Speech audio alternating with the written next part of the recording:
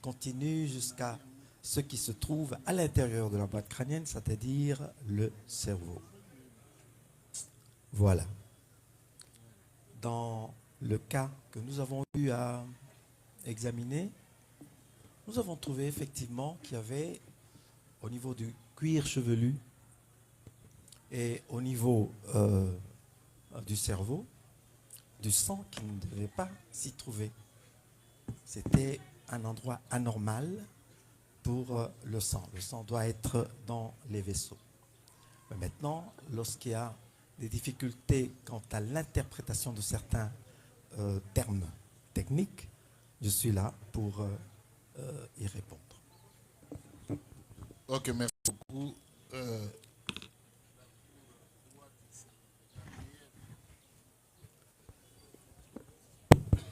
C'est la meilleure méthodologie parce que nous n'allons pas amener le docteur à faire un double emploi. Tout est déjà consigné, mais vous relevez tout simplement les mots techniques qui a posé problème dans l'interprétation et ce dernier est disposé à y répondre. Pour le ministère public, s'il n'y en a pas, on passe la parole à la défense. Oui, je pense que le ministère public voulait seulement savoir la cause du décès, n'est-ce pas? D'après le rapport qu'il a dressé. Je me limite là parce que c'est ce qu'on cherche. C'est là la préoccupation de la Cour qu'on voudrait vider par rapport à la cause du décès du regretté Fiston Kabert. Nous voulons, si la Cour s'est retrouvée à un certain moment bloquée par rapport à cette cause du décès, c'est ainsi que nous avons requis le médecin pour qu'il fasse un travail technique et qu'il puisse nous éclairer la Cour par rapport à ça. Je pense que c'est la préoccupation principale du ministère public et même de la Cour. Merci beaucoup.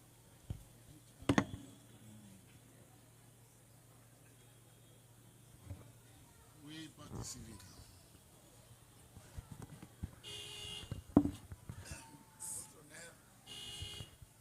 Merci pour la parole accordée. À ce qui concerne les deux parties civiles, pour nous, les faits étaient déjà clairs. Les aveux des personnes qui comparaissent devant vous dès les différentes audiences qui se sont tenues étaient sans appel. Et les rapports du médecin expert à la matière et pas n'importe lequel, le professeur à la matière, nous n'avons rien ajouté ni question, tout est clair comme l'eau, très limpide, et nous laissons la place à ceux qui estiment qu'il y a des mots qui leur compliquent. Le professeur est là, ça va les éclairer. Pour nous, on prend acte.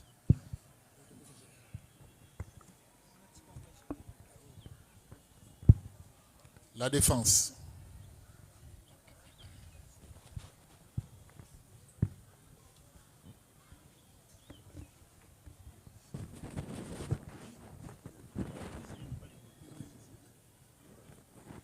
Merci. Merci pour la parole accordée, Monsieur le Premier Président. Allô?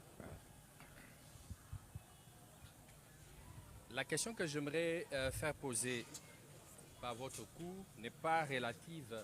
Est-ce que le micro fonctionne? Apparemment. Mais lorsque vous emballez ça, avec papier, vous rendez ça... Hein? Donc, oui, ce n'est pas un micro empoisonné, rassurez-vous. Hein? Comme je le disais tout à l'heure, la question que nous aimerions faire poser par votre cours n'est pas relative aux termes techniques employés dans le rapport. Elle consiste plutôt à ce que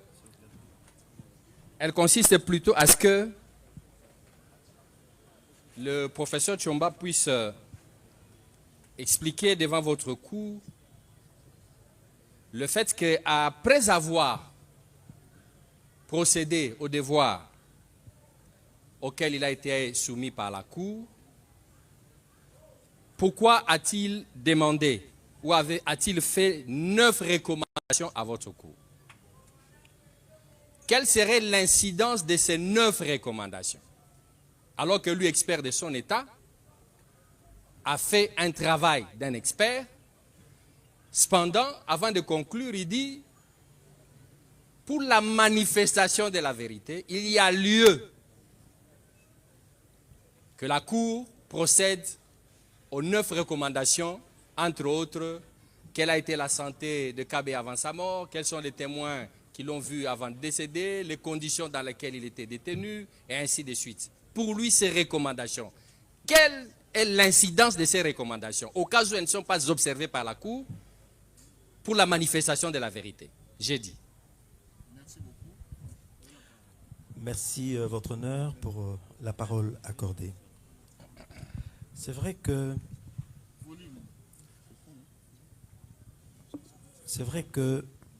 au pénal, il n'y a pas de hiérarchie de preuves.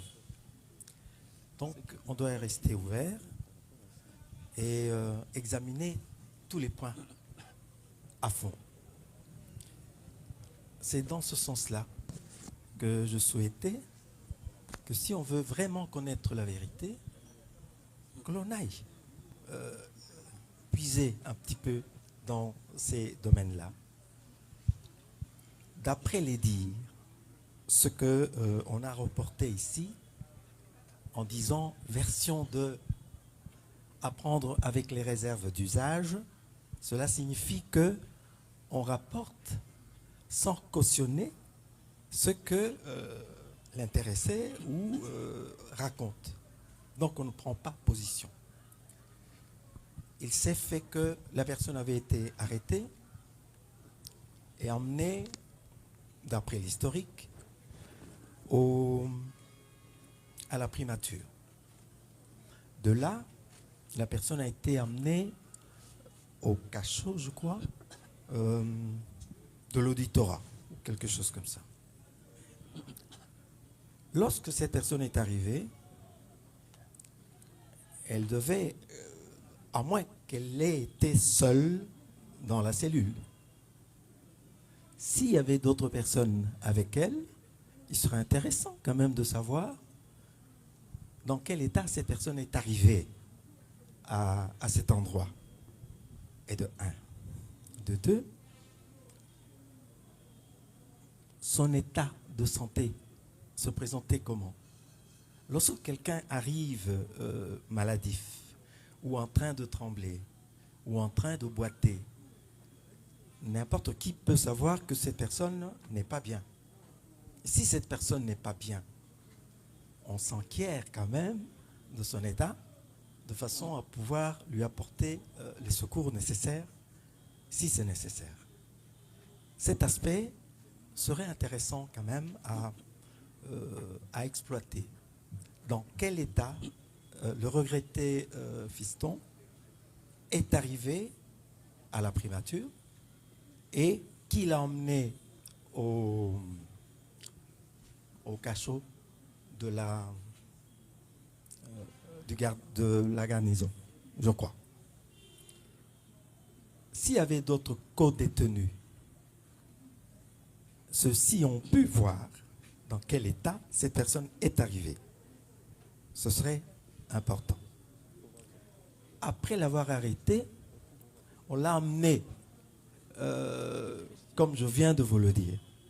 Mais c'est un agent de l'ordre. Est-ce qu'on peut mettre quelqu'un en détention sans l'auditionner, sans savoir ce qu'il a commis comme infraction, ainsi de suite? Si cela a été fait, ça doit être consigné dans un PV. Il faudrait voir un peu ce qu'il y a dans ce PV qui peut aussi aider. Les conditions de détention. Une reconstitution, ça veut dire une descente sur la scène de crime, peut nous apporter beaucoup d'informations. Rien qu'à voir l'état de l'endroit où les gens sont détenus, les conditions dans lesquelles ces gens sont détenus, tous ces éléments sont importants. Et si les conditions de détention ne sont pas favorables, à l'état de santé de certaines personnes, ceci est aussi une information importante à creuser. Et les co-détenus demeurent toujours des témoins privilégiés. Je pense que pour le triomphe de la vérité, il faudrait écouter un peu leur version des choses parce qu'ils étaient détenus ensemble. Un autre problème soulevé, on les a emmenés à Troyes, à l'hôpital militaire. Pourquoi est-ce qu'on les a emmenés à l'hôpital? C'est que leur état n'était pas bien. Ah. Entre le 25 et le 29, je crois, le jour où Fiston nous a quittés, il s'est écoulé 3 ou 4 jours. Quel était l'état de santé de Fiston à ce moment-là? Si son état se détériorait, pourquoi ne l'a-t-on pas emmené à l'hôpital tout de suite? Donc, ce sont toutes ces questions qui reviennent. Par rapport aux lésions, pour un peu expliciter les attentes de l'organe de la loi, lorsqu'on reçoit un coup sur la tête, selon l'intensité de ce coup, on peut être groggy dans un moment. Ça veut dire on perd plus ou moins connaissance. Et si le coup est très très fort, on peut même tomber. Ça signifie que les cellules du cerveau ne fonctionnent plus. Lorsqu'on tombe inconscient, on ne choisit pas comment on va tomber.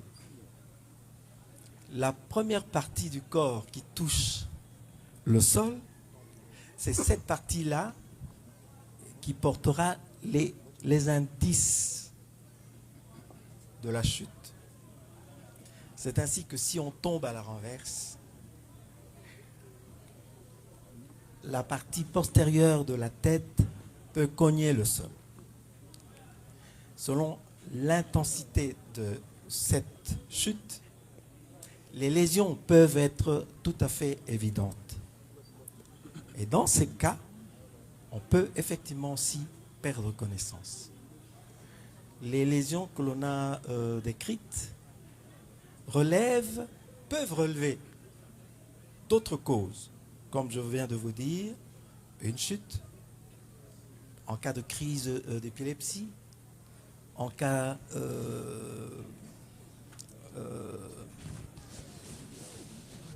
de baisse du taux de sucre dans le sang. Quand c'est ainsi, le cerveau ne fonctionne pas. On est un peu court-circuité, la personne peut tomber. Elle ne va pas choisir de quelle façon elle peut tomber. Quelqu'un qui pique une crise d'épilepsie va se retrouver dans la même situation. C'est cela aussi qu'il fallait creuser pour savoir si, au-delà des signes qui montrent que les lésions constatées sont des lésions antémortem, ça veut dire du vivant de la personne, on élimine tout de suite les autres instruments vulnérants parce que le type de lésion vous conduit à en déduire l'organe ou l'objet que l'on a utilisé pour ce faire. Par exemple, lorsque vous utilisez un couteau c'est une arme blanche, tranchante, coupante. Une arme comme ça laisse toujours des lésions particulières qui ont des caractéristiques particulières. Mais lorsque l'arme utilisée ou l'objet utilisé, c'est un objet qui a une masse, un volume, un poids, on dit objet contondant, il faut savoir comment cet objet a été manié, manipulé un objet qui n'acquiert pas une vitesse ne peut pas générer de l'énergie cinétique. Et donc, pour que l'objet contondant arrive à produire une lésion, il faut que cet objet ait une certaine vitesse. C'est ça qui génère ce qu'on appelle l'énergie cinétique. C'est le transfert de cette énergie sur un corps, sur n'importe quelle cible, qui va provoquer soit, lorsque la structure de la cible n'est pas costaude, c'est la cible qui va être démolie. Mais si c'est l'objet qui n'a pas une structure solide, c'est l'objet qui va être démoli. Et donc, le type de lésion provoquée par des objets contondants, ce sont des ecchymoses. L'ecchymose, c'est une suffusion sanguine superficielle, ce que l'on appelle bleu, votre nez. Ça, c'est la contusion du premier degré. Mais si l'intensité est plus forte, elle peut créer ce qu'on appelle une bosse sérosanguine, c'est-à-dire un hématome. Et l'hématome, c'est une contusion du second degré. Et il se crée une collection de sang. Voilà. C'est ce qu'on avait constaté effectivement à l'examen de la dépouille du regretté fiston. Lorsque cette intensité est encore beaucoup plus forte, elle peut provoquer la fracture de n'importe quel os. Ici, c'est la boîte crânienne, c'est un os qui peut aussi se fracturer lorsqu'il y a un coup important. Ce qu'on n'avait pas trouvé dans ce cas, par contre, on avait trouvé des ecchymoses, des hématomes et à l'intérieur de la boîte crânienne, une hémorragie cérébrale. Les cellules nerveuses sont excessivement sensibles et vulnérables à la diminution ou au manque d'oxygène. Dès que la quantité d'oxygène baisse un peu, on a des vertiges, on peut tomber. Si ce temps perdure, on peut tomber en syncope. Et si on ne fait rien, on entre dans le coma. Et si on ne fait rien, on peut perdre quelqu'un comme ça. Voilà un peu, votre honneur, si je peux me limiter là, en attendant d'autres questions. Ok, merci beaucoup. Les explications sont tout à fait claires, mais la soif de la Cour n'est pas tout à fait atteinte. Parce que la Cour voulait savoir l'incident. Parce que vous avez donné la réponse sous 7 ou 8 réserves. Alors, en cas d'inobservation de l'une des conditions, est-ce qu'il y a un incident direct sur le résultat que vous aviez présenté à l'issue de votre travail? Est-ce qu'il y a un incident direct en cas d'inobservation de l'une des recommandations faites par vous? Merci pour la parole accordée, votre honneur. Bien sûr, je venais de dire que il y a eu mort d'homme, et donc c'est une perte. Et on a le droit d'être superficiel.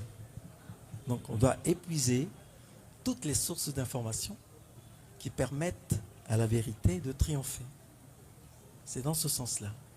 Par exemple, si auprès des témoins privilégiés, ceux qui l'ont vu dernièrement vivant, on peut avoir des informations qui peuvent être utiles. Le fait de voir dans quelles conditions ils étaient détenus, ça peut nous aider aussi à comprendre que, à la suite d'une défaillance, il a pu se passer ceci ou cela. Mais sans ces informations, on ne peut pas conclure. Ce que l'on a mis noir sur blanc, ce sont nos constatations. Ça s'arrête là. Mais pour tracer un lien d'imputabilité quant à dire c'est ceci ou cela qui a provoqué, ça, c'est pas le travail du médecin légiste. Nous examinons les lésions, nous essayons de comprendre comment ces lésions ont été produites, on appelle ça cinétique lésionnelle, et la gravité de ces lésions, leur impact sur la vie de la personne, et ainsi de suite. Ça, oui, ça, c'est notre travail. Mais nous ne pouvons pas dire désigner les responsables. Non, ça, c'est le travail de l'organe de la loi et des enquêteurs. C'est pour ça qu'il faut revoir un peu tous ces aspects. Il y a un élément pardon. Oui, allez-y. Il y a un élément important, votre honneur. Les 3 personnes ont été conduites à l'hôpital central militaire. En arrivant, le médecin de l'hôpital a constaté que Fiston était déjà mort. Il est important de savoir si Fiston était mort au cachot, à l'extérieur du cachot ou pendant son transfert. C'est très très important tout ça dans le timing. Il a été conduit avec 2 autres détenus qui, eux, ont été hospitalisés. Où sont-ils?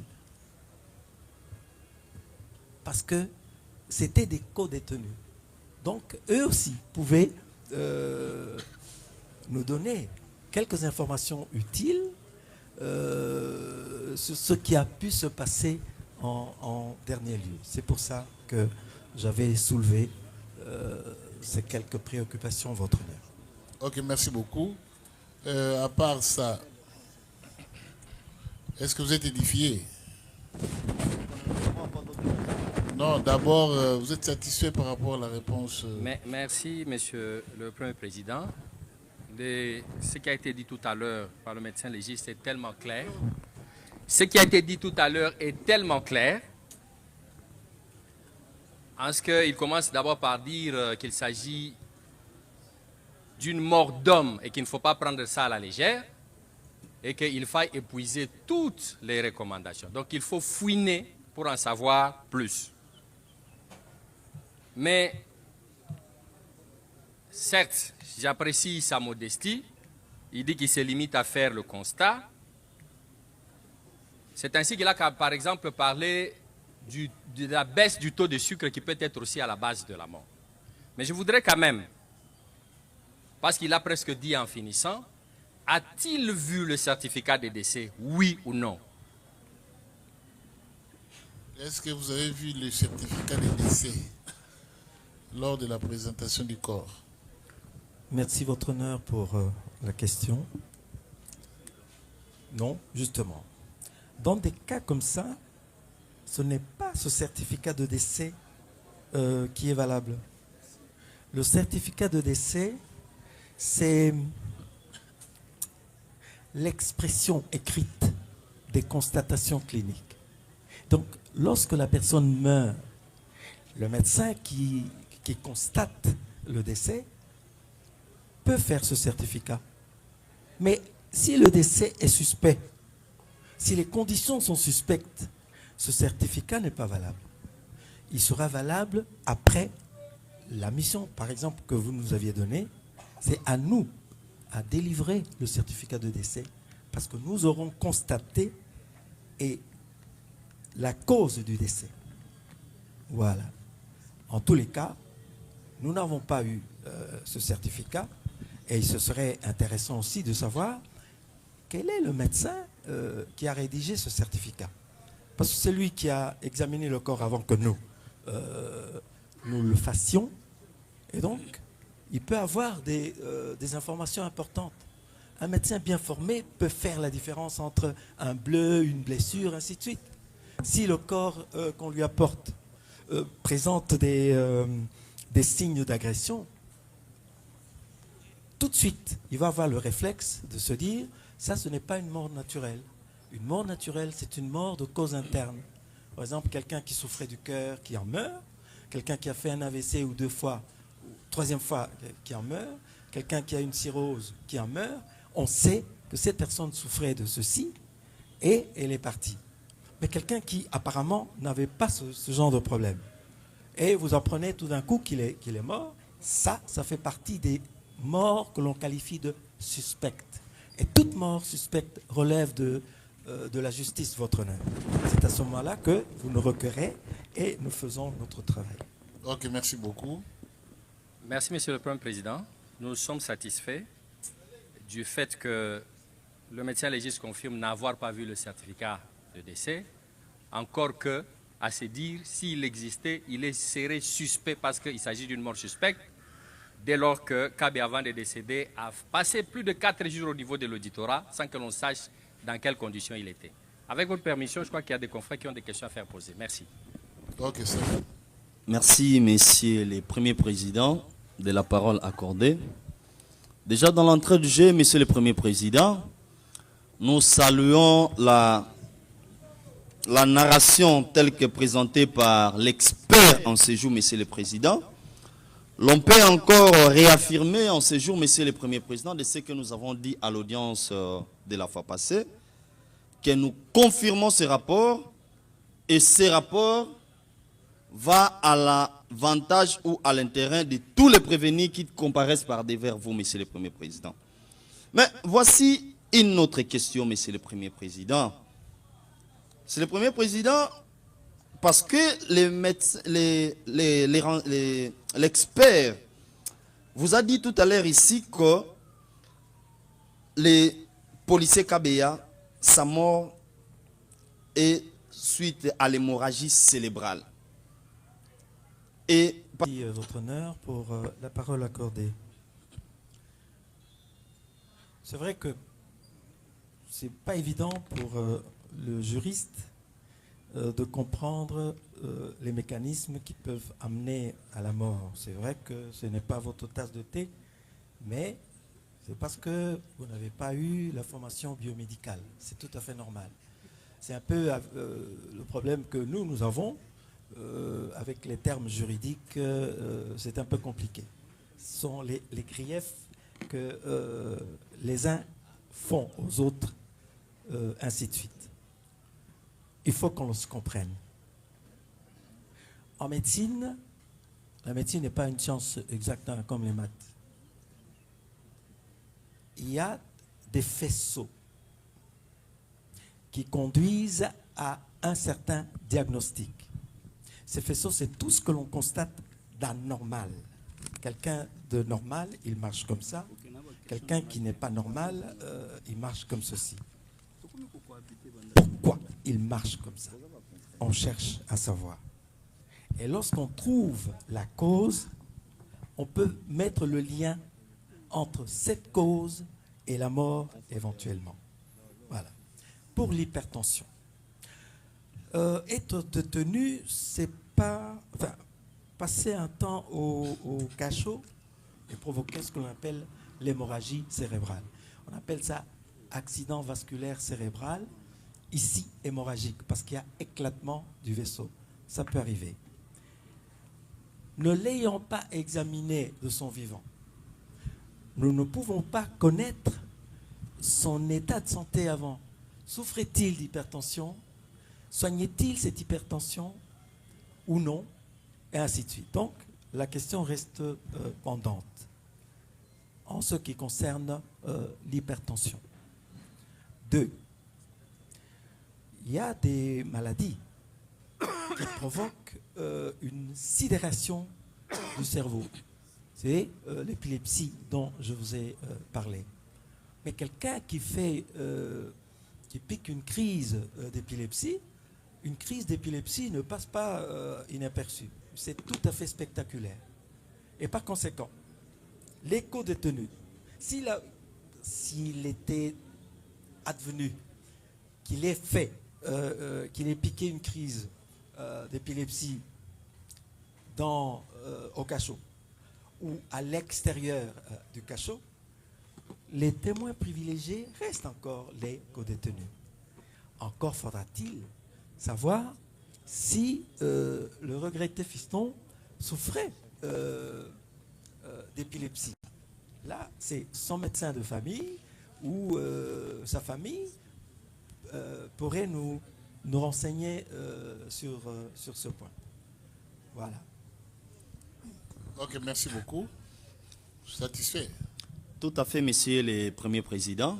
Franchement, la défense, nous sommes satisfaits de toutes les réponses que donne l'expert en séjour. Mais, Monsieur le Premier Président, est-ce que nous voulons vraiment être concrets par une réponse de la part des renseignants, de l'expert, j'allais dire, excusez, Monsieur le Premier Président. Je reviens toujours à l'une des questions que nous venons de faire poser à l'expert, parce qu'il parle des coûts. Lui étant médecin, lui étant expert, qu'est-ce que la défense peut retenir?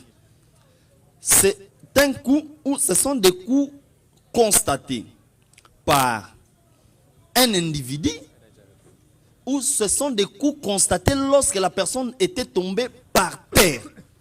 Nous voulons vraiment être éclairés, précis par rapport à cette réponse. Nous avons Rendez un peu la question intelligible.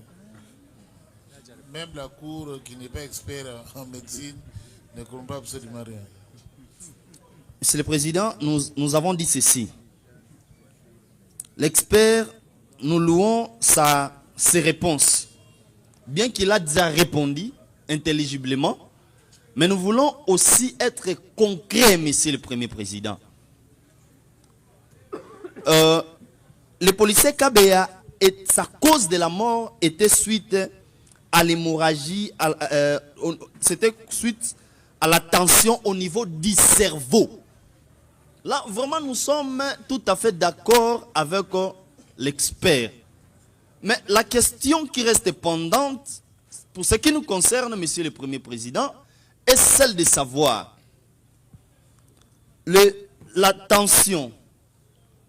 Quand est-ce qu'on peut constater la tension au niveau du cerveau? C'est lorsque on vous a administré les coups ou soit c'est lorsque vous êtes tombé par terre? Le docteur peut répondre. Oui, merci, votre honneur, pour la parole accordée.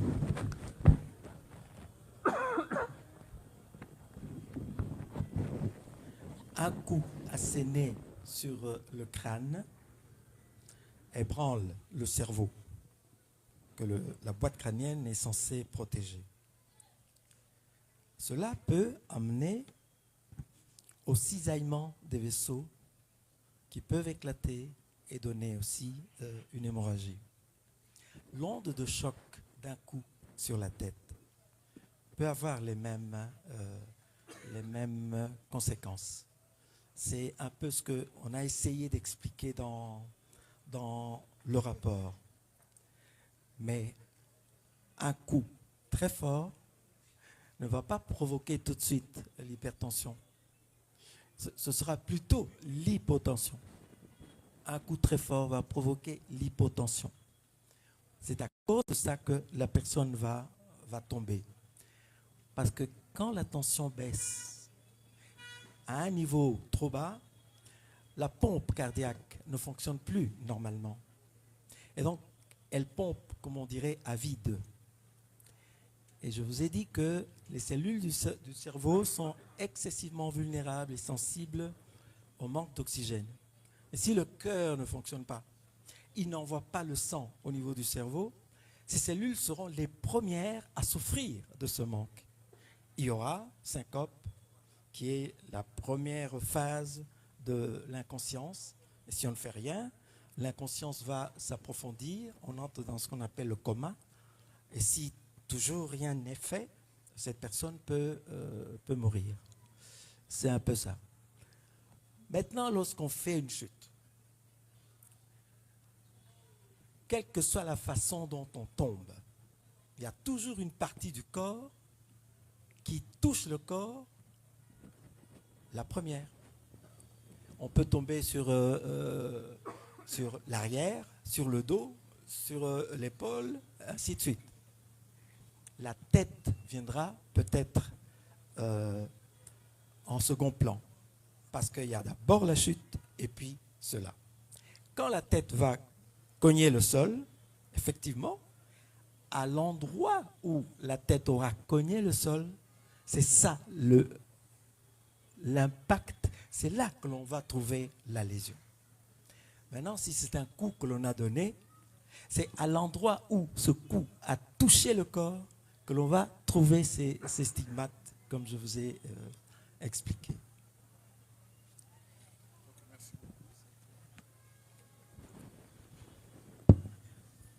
Est-ce qu'il y a encore des questions? La dernière. Nous apprécions toutes les réponses telles que données en ce lieu, notamment du fait que si Kabe avait reçu les coups, ça aurait causé l'hypotension plutôt que l'hypertension. La question est celle de savoir quelle est la réponse de l'expert consistant à ce que Kabe a passé plus de 4 jours dans les conditions que lui-même a décriées, sans manger ni boire. Est-ce que dans pareilles conditions, déjà qu'il a dit tout à l'heure qu'être déjà en détention, ce n'est pas être à la plage. Cela peut causer des ennuis sur la santé. Et Kabeya qui passe 4 jours au-delà, sans manger ni boire, et qu'il a été même constaté que son ventre et sa vessie étaient vides. Est-ce que les conditions telles que décrites peuvent-elles à la base de la baisse du taux de sucre? En pareilles conditions, est-ce que, voudrais-je dire, ces conditions peuvent-elles être à la base d'une crise pouvant entraîner jusqu'à la mort? Nous avons dit. Merci beaucoup. Docteur, vous voulez répondre? Merci beaucoup pour la parole accordée, votre honneur. Tout à fait. Le fait, effectivement, nous avons constaté que il n'y avait rien dans l'estomac, même pas le reste des repas digérés, qu'on appelle chim. C'était anormal. Et puis, au niveau des mains, nous avons remarqué des signes de déshydratation. Et ce qui a expliqué aussi qu'au niveau de la vessie, on n'ait rien trouvé comme urine et ainsi de suite. Et effectivement, l'hypoglycémie peut provoquer une chute comme ça d'ailleurs. Et selon la manière dont on tombe, les parties du corps qui touchent le sol peuvent être endommagées. Donc, l'hypoglycémie, comme dit Maître, peut effectivement provoquer ça. Donc, merci beaucoup. Il y a une question pour le membre de la Cour. Oui, oui. Ministère public, encore? Oui. Merci, Monsieur le Président, pour la parole. J'ai aimé l'explication fournie par le médecin. Il commence d'abord par nous dire qu'il n'y a pas une cause scientifique directe liée à la mort. C'est par principe à la liberté des causes qui peuvent entraîner la mort qu'il a émis toutes ces hypothèses. Alors, ma préoccupation, c'est la suivante. Parce que lui, il est l'expert qui est venu nous renseigner. Il commence par nous dire qu'il fallait poser la question aux témoins oculaires, ceux qui ont vécu les faits. La Cour a déjà eu à entendre les témoins oculaires qui étaient présents au moment de l'arrestation de Kabeya. L'arrestation qui était très violente, où on a administré au regretté Kabeya des coups de pied, des coups de crosse, et à la tête et à d'autres membranes. Avant même qu'on l'amène à l'auditoire. Kabeya était un homme vivant ce jour-là. Il était en train de régler la circulation. C'est qu'il n'était pas malade. Il était sur la voie publique en train de régler la circulation. On l'interrompt dans ces conditions. à faire son travail, on les prend violemment, on les fait monter dans ce qu'on appelle Bercy par la police. Alors, dans cette violence, Bercy, c'est le milieu de leur jupe derrière. Il y a des barres de fer qui séparent sous cette violence par rapport à ce que vous avez constaté. Est-ce que vous pouvez nous dire les conséquences liées au coup qu'il aurait reçu ce jour-là et les conséquences qui sont liées à la violence qui a été perpétrée contre lui ce jour-là, avant de l'amener à l'auditoire. Encore, faudra-t-il souligner qu'en dehors des coups qu'on a administrés, le lieu de son arrestation, on ne sait pas ce qui est arrivé quand on l'a amené à la primature. Si on a continué encore, qu'on y gaillé, qu'on a tout évité. Alors, l'état dans lequel on a amené à l'auditoire, un état d'un homme très affaibli, un état d'un homme très affaibli, avec des détenus déchirés, parce que vous êtes l'expert qui est là pour nous éclairer la cour. Pouvez-vous, en âme et conscience, nous dire par rapport aux exigences de votre métier, dans de telles circonstances, après avoir examiné le corps, que nous diriez, que pouvez-vous dire à la Cour dans de telles circonstances? Merci. Merci, Votre Honneur, pour la parole accordée.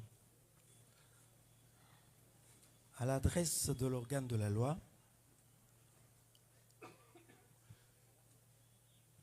d'après ce que je viens d'apprendre, n'ayant pas été témoin de cette violence, et ainsi de suite, c'est ce qui est reporté.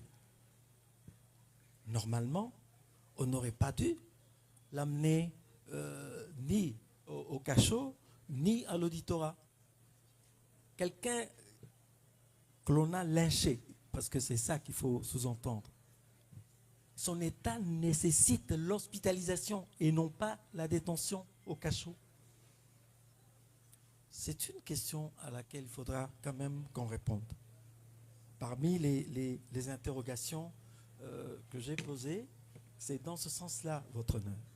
Donc, son état nécessitait une prise en charge médicale, une hospitalisation et non pas une détention.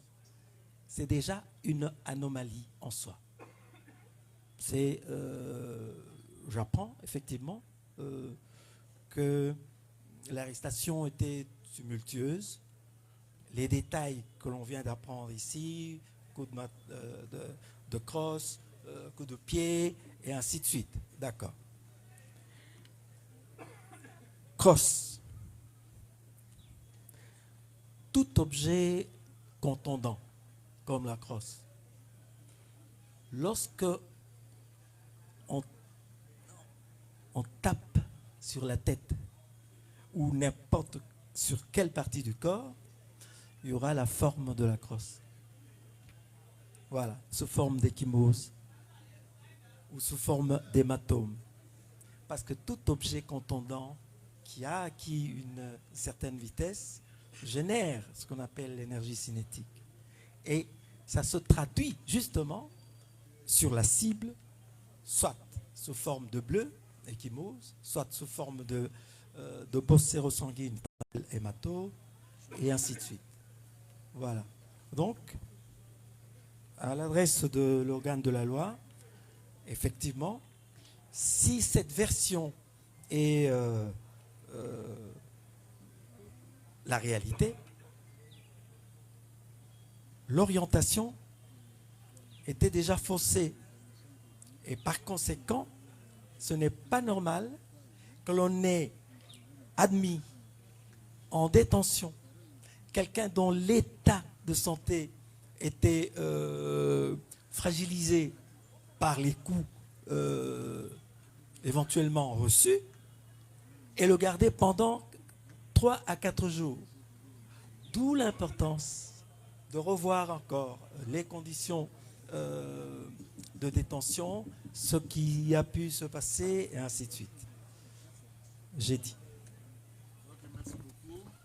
La Cour aussi avait une petite préoccupation à soumettre à votre interprétation. Voilà la question. Le respect, mon général, je pense que vous n'avez pas de papier pour noter, mais il serait très intéressant que vous puissiez noter. Mais connaissant votre capacité, votre intelligence, je pense que vous allez retenir ces 3 petites questions. Ces questions, je les tire de votre rapport d'autopsie. Je voudrais que la Cour voudrait que vous puissiez l'éclairer sur, d'abord, les terminologies. Dans votre rapport, à la page 4, vous parlez de... Je vais vous lire. S'agissant de l'examen interne et nécropsie, c'est-à-dire l'autopsie. Niveau céphalique. Plus bas là-bas, ce qui nous intéresse, vous dites, c'est-à-dire ouverture de la boîte crânienne. Lorsque vous avez opéré l'ouverture de la boîte crânienne, vous avez noté une hémorragie sous-durable et intracérébrale, sans fracture de la voûte crânienne. La voûte crânienne, c'est quoi? Et puis, vous dites sans fracture. À la page 6, s'agissant des traumatismes crânio-encéphaliques, vous dites il s'agit d'un transfert d'énergie cinétique d'un objet contondant sur la tête. L'onde des chocs a occasionné une fracture de la boîte crânienne et une hémorragie cérébrale. Alors, d'un côté, vous vous dites voûte crânienne sans fracture, et puis fracture de la boîte crânienne. Ces 2 concepts-là, ces 2 termes techniques, si vous pouvez les placer dans leur contexte pour que nous puissions bien comprendre. La deuxième, c'est par rapport à votre exposé, à votre narration de faits. Vous donnez la date du décès. Doit-on considérer? Parce que tout à l'heure, là, vous veniez de dire qu'il n'appartenait pas au médecin qui l'avait reçu. En cas, selon vous, de suspicion, c'est le médecin légiste. Mais est-ce que cette date ici, du 29 mars 2025, est-ce que c'est la date du décès du défunt KBA que la Cour doit retenir, ou selon vous? Parce que dans le rapport médical, vous ne précisez pas la date et l'heure à laquelle, la date précise et l'heure à laquelle le défunt KBA est décédé. Alors, en lisant votre exposé des faits, votre rétroacte, nous retrouvons une date, la date du 29 mars 2025. Est-ce que c'est cette date-là? Est-ce que c'est cette date-là que la Cour doit retenir? Alors, la troisième question, peut-être la dernière pour moi. Docteur, vous avez dit ceci. Quand vous avez expliqué en résumé votre rapport, vous avez dit qu'en ouvrant la tête, vous avez trouvé du sang qui n'avait pas sa place dans la boîte crânienne ou là-dedans, dans la tête. Du sang qui n'avait pas sa place. Du sang qui coulait en dehors des veines. Est-ce que vous pouvez nous dire, selon la médecine légale, selon vous, experts, un homme qui se présente dans cet état peut être dans quel état? Pendant combien de jours? Le sang, ça commence à circuler maintenant.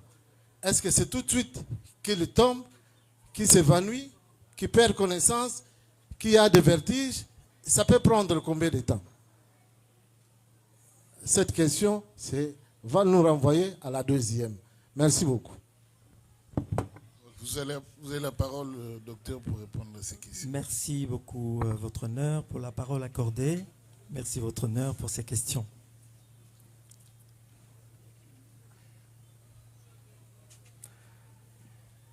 La voûte crânienne, c'est tout ça. C'est ça qu'on appelle voûte crânienne. C'est ça. Elle est composée des os, l'os frontal, les os pariétaux, l'os occipital, qui est la partie postérieure de la boîte crânienne. Et puis, de chaque côté, les os temporaux. C'est tout ça qu'on appelle la voûte. Le sommet de cette voûte, c'est ça qu'on appelle le vertex. Ce sont des termes usités. Bien. Que se passe-t-il que s'est-il passé lorsqu'on a ouvert? On a trouvé du sang sous la membrane qu'on appelle la dure mère. Dure mère. C'est une membrane fibreuse qui amarre, qui fixe le cerveau à l'intérieur de la boîte crânienne pour qu'à chaque mouvement de la tête, le cerveau ne bouge pas dans la boîte crânienne. On a trouvé du sang en dessous. C'est ça qu'on appelle hémorragie sous-durale, sous la dure mère. OK? Bien. Le sang doit circuler dans ces tuyauteries. Vous avez cité une partie ici, les veines. Le sang doit circuler dans les veines et les artères. Le sang ne peut pas se trouver en dehors de cela. C'est anormal. Donc, dès qu'on trouve du sang en dehors des tuyauteries, c'est qu'il y a un problème. C'est un peu comme avec la régie des eaux. Lorsque un tuyau est percé, l'eau sort. L'eau ne devrait pas être dehors, devrait circuler dans la tuyauterie. Voilà. À propos de la fracture, on n'a pas constaté de fracture. À la page 6, j'explique les effets d'une contusion, les effets d'un traumatisme. Ça peut provoquer l'hémorragie, l'échymose, l'hématome, la fracture, ainsi de suite. C'est ça que ça veut dire. Là, c'est une explication. Ce n'est pas ce que nous avons constaté. Nous n'avons pas constaté de fracture. Sinon, ce serait documenté. Et on n'a pas l'habitude de taire ou de cacher ce que l'on a vu, ni d'ajouter ce que l'on n'a pas vu. Ce n'est pas déontologique du point de vue médico-légal. Nous nous battons pour le triomphe de la vérité. En aucun cas, nous ne pouvons taire ce que nous avons constaté. Non. En quoi est-ce qu'on pourrait vous aider alors? Voilà un petit peu. Y a-t-il une autre préoccupation, votre honneur? Merci. L'heure, ah oui. À propos du certificat, la personne est arrivée morte à l'hôpital. À quelle date? À cette date-là. Et donc, si cette personne était morte le 28, on l'aurait amenée le 28. Parce que la place du mort, ce n'est pas parmi les vivants. Donc on l'a amenée directement à la morgue. C'est pour ça qu'on a retenu cette date. Voilà. Le médecin qui l'a eu, lui, sait, puisque c'est lui qui a emmené la dépouille de Fiston à l'hôpital, à cette date-là. C'est celle-là que l'on a retenue, parce qu'on ne peut pas inventer.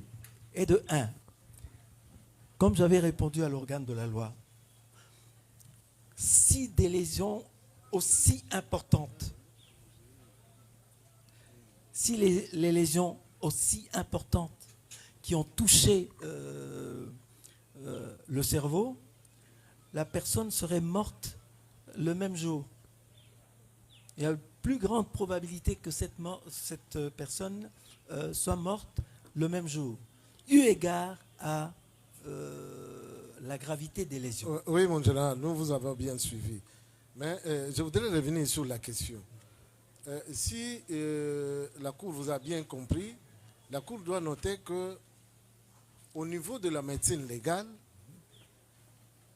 il n'est pas possible que vous puissiez déterminer l'heure ou le jour du décès de quelqu'un, d'un cadavre. Parce qu'on apprend l'archéologie, on a trouvé des os qui datent d'autant d'années. On a trouvé ceci, un cadavre qui date d'autant de mois. Mais vous avez été saisi. Et je vous rappelle que vous avez dit ici que c'est le médecin qui avait constaté le décès. Ne pouvait pas ou pouvait estimer, non, voilà, la cause de la mort, il est mort par ceci, par cela. Et que le vrai certificat, c'est vous, médecin légiste. Donc nous devons noter qu'à votre niveau, je ne sais pas, peut-être que vous n'êtes pas attelé par rapport à rechercher ça. Vous vous êtes contenté au jour qu'on vous a rapporté du décès. Mais est-ce qu'il est impossible? Il vous a été impossible de déterminer l'heure et le jour et l'heure du décès de M. Kabea. Mais la dernière question, vous n'avez pas aussi répondu à ça. Combien de temps quelqu'un qui est atteint d'une hémorragie cérébrale peut résister?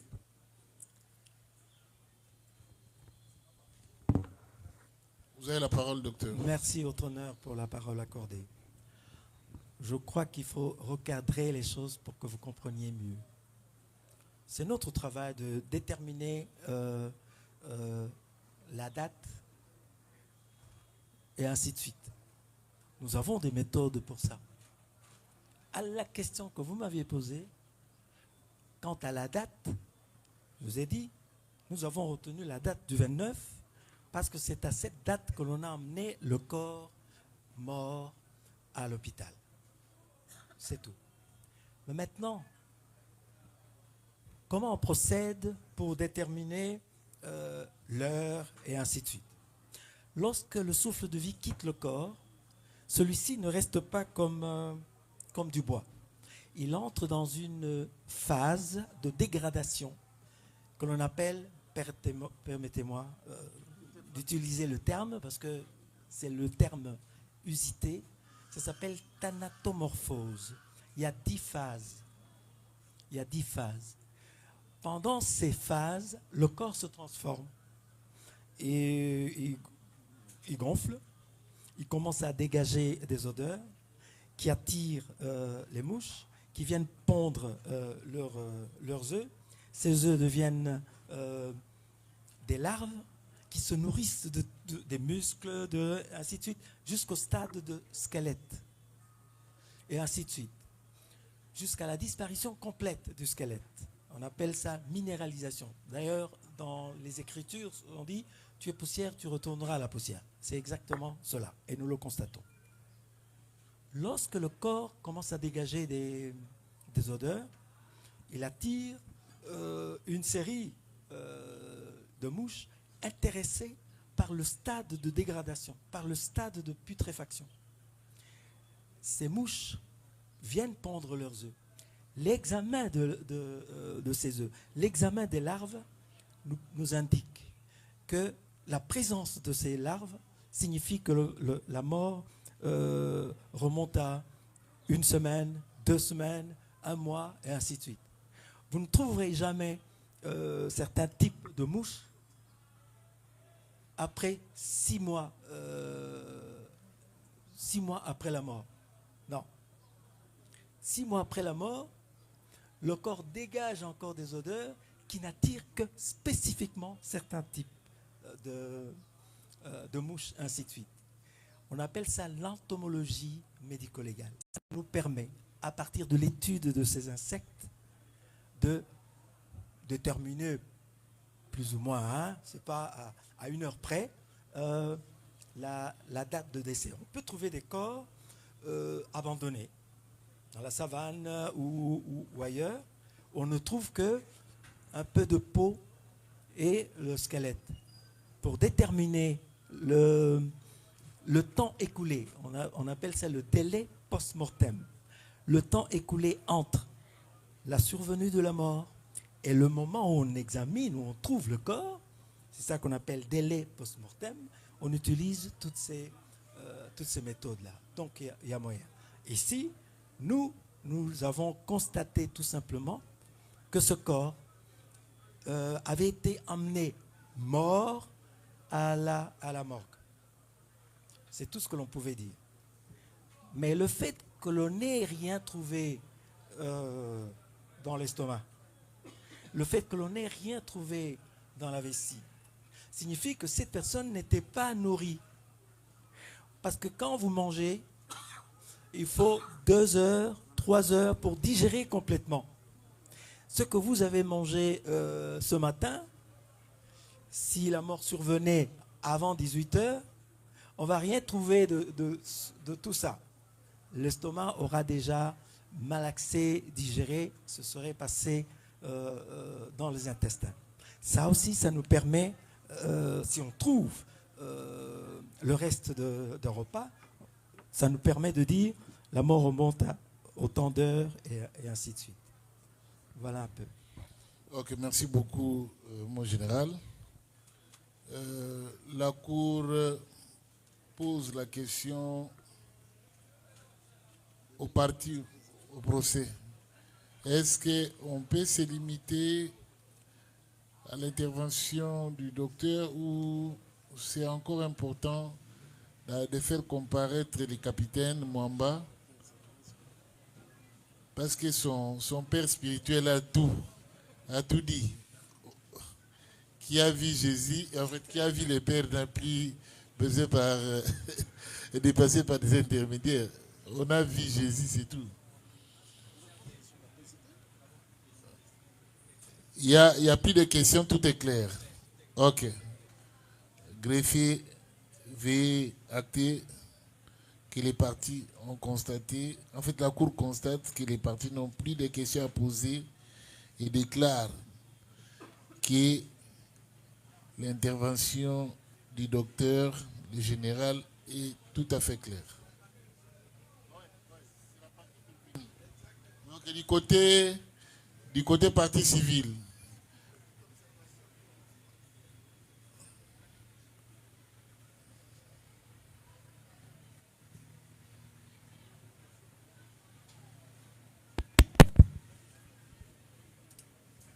merci. Merci beaucoup de la parole accordée. Nous avions que quelques observations. D'ailleurs, répondant à la préoccupation de la Cour, nous ne trouvons pas à notre niveau l'intérêt qu'on fasse comparaître le capitaine expert aussi, dès lors que le professeur a été très clair quant à la question.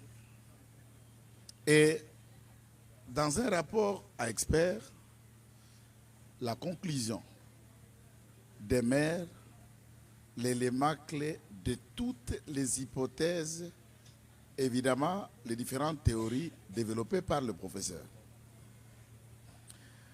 Pour nous, en écoutant les différentes explications et en écoutant ici la partie prévenue de leurs explications, des questions du ministère public, tout de suite, après d'autres devoirs que la Cour a pu solliciter la fois de l'audience, je dis de l'audience de la fois passée, nous ne trouvons pas d'inconvénient pour qu'on aille au fond, dès lors que c'est clair, les actes. Ok, merci. KBA. Non, je réponds dans une question d'hypothèse, puisque nous sommes de la victime, des parties victimes. Les informations à notre possession, fiston KBA n'a jamais souffert d'épilepsie. Il n'était pas alcoolique. Ses collègues qui ont défilé devant la cour des séances ont témoigné dans quelle ambiance celui-ci est tenté d'accomplir son ministère. Je veux dire, réguler la circulation. Il fait partie d'une commanda, d'un commandement du PCR, le bataillon dont il fait partie, le commandant compagnie, personne ne nous a déjà dit de quelques séquelles ou de quelques antécédents médicaux dont tu l'en as. Il est suivi médicalement dans l'hôpital de la parcelle là où nous nous trouvons, là où nous comparaissons en forêt. Il n'y a jamais eu d'antécédent de cet ordre-là. Pris dans son poste de travail en bonne santé, et ensuite, la famille n'a appris que de manière survolée par un prétendu monsieur, disons qu'il était qui appartenait à l'auditorat, qu'on aurait amené 3 personnes, l'un de ces 3 serait mort, en constatant le samedi qu'on trouve que le mort là serait leur frère. Donc les détails de tout ce qu'il y a ne nous concernent pas. Et on a trouvé un corps longé au sol avec une photo qui saignait au nez, aux oreilles et partout. Maître, est-ce qu'on peut libérer l'expert? Vous pouvez le libérer. Mais nous, on s'attelle qu'au fait et à ça. Ok, merci. Et nous nous remettons à la sagesse de la Cour. Merci beaucoup. Mon général, la Cour vous remercie infiniment pour avoir contribué à l'éclosion de la vérité. Et soyez-en rassurés qu'à chaque fois qu'on aura une difficulté du genre, on ne cessera jamais de s'y référer en vous. Merci mon colonel, mon général. C'est moi qui vous remercie, votre honneur, et l'Auguste Cour.